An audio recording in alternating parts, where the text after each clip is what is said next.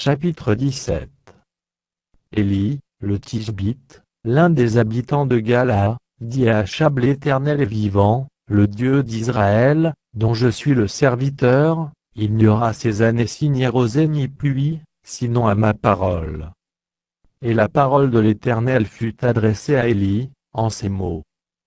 Pars d'ici, dirige-toi vers l'Orient, et cache-toi près du torrent de Quérite, qui est en face du Jourdain.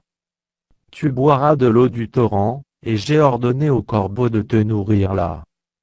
Il partit et fit selon la parole de l'Éternel, et il alla s'établir près du torrent de Quérite, qui est en face du Jourdain.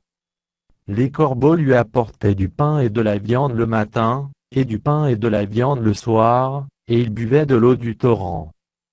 Mais au bout d'un certain temps le torrent fut à sec, car il n'était point tombé de pluie dans le pays. Alors la parole de l'Éternel lui fut adressée en ces mots. Lève-toi, va à Sarepta, qui appartient à Sidon, et demeure là. Voici, j'y ai ordonné à une femme veuve de te nourrir. Il se leva, et il alla à Sarepta. Comme il arrivait à l'entrée de la ville, voici, il y avait là une femme veuve qui ramassait du bois. Il l'appela, et dit: Va me chercher, je te prie, un peu d'eau dans un vase, afin que je boive. Et elle alla en chercher. Il l'appela de nouveau, et dit: Apporte-moi, je te prie, un morceau de pain dans ta main.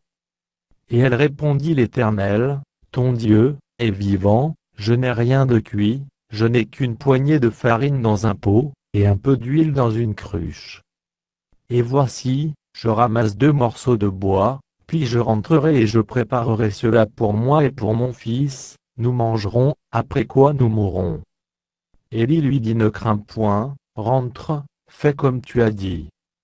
Seulement, prépare-moi d'abord avec cela un petit gâteau, et tu me l'apporteras, tu en feras ensuite pour toi et pour ton fils. Car ainsi parle l'Éternel, le Dieu d'Israël: la farine qui est dans le pot ne manquera point et l'huile qui est dans la cruche ne diminuera point, jusqu'au jour où l'Éternel fera tomber de la pluie sur la face du sol. Elle alla, et elle fit selon la parole d'Élie. Et pendant longtemps elle eut de quoi manger, elle et sa famille, aussi bien qu'Élie.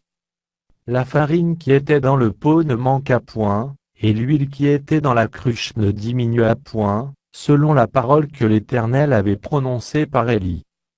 Après ces choses, le fils de la femme, maîtresse de la maison, devint malade, et sa maladie fut si violente, qu'il ne resta plus en lui de respiration.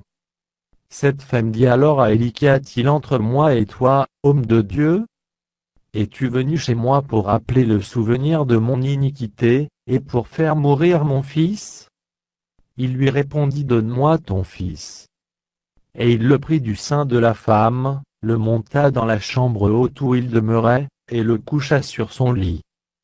Puis il invoqua l'Éternel, et dit: Éternel, mon Dieu, est-ce que tu affligerais, au point de faire mourir son fils, même cette veuve chez qui j'ai été reçu comme un hôte? Et il s'étendit 3 fois sur l'enfant, invoqua l'Éternel, et dit: Éternel, mon Dieu, je t'en prie, que l'âme de cet enfant revienne au-dedans de lui. L'Éternel écouta la voix d'Élie, et l'âme de l'enfant revint au-dedans de lui, et il fut rendu à la vie. Élie prit l'enfant, le descendit de la chambre haute dans la maison, et le donna à sa mère. Et Élie dit: Vois, ton fils est vivant. Et la femme dit à Élie: Je reconnais maintenant que tu es un homme de Dieu, et que la parole de l'Éternel dans ta bouche est vérité.